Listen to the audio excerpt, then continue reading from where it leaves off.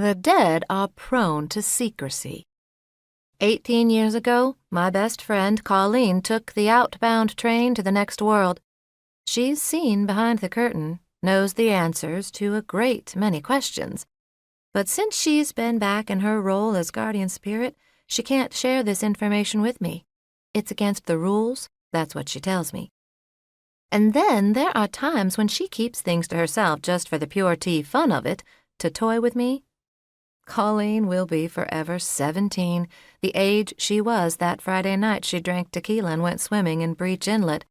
For all her insights into the universe, she won't be getting more mature. The morning I first laid eyes on Poppy Oliver, it was Colleen's idea to eat at Toast on Meeting Street. It wasn't unusual for Colleen to make restaurant recommendations. She enjoyed food more than you might imagine, given that she's passed on and all. At the time, I didn't give it much thought, but had my sister, Mary, and I chosen any other restaurant for brunch that morning, our paths would not have crossed Poppy's, and a great many things might be different. For weeks, Mary and I had planned on having brunch downtown before heading over to King Street for some shopping. She was in the midst of preparing for what our family had taken to calling Mary and Joe's Excellent Wedding Adventure, a 3-week trip to Patagonia from which they would return married.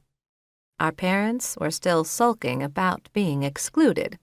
Okay, so was I. She was my only sister, and she would only get married once. Well, that's always the plan, anyway. I digress. It was a girls' day in Charleston, but, as usual, Mary had no idea there were 3 of us.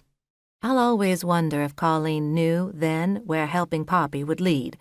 Colleen's a stubborn spirit. Her lips are sealed. We were in a booth up front by a window looking out over Meeting Street, sipping mimosas.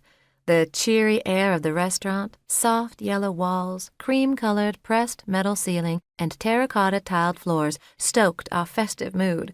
It was mid-morning on a Saturday in August, and despite the sultry weather, both the streets of Charleston and Toast were humming with activity.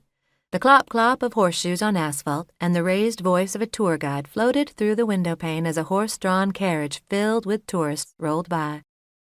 The waitress had just set plates in front of us, and Mary and I were busy divvying up our food so we could each have some of our 2 favorite things on the menu. I served her some of my classic breakfast, scrambled eggs with cheese, country ham, Carolina stone-ground grits, and a massive buttermilk biscuit, while she sliced off some of her deluxe French toast with peaches and peach cider syrup for me.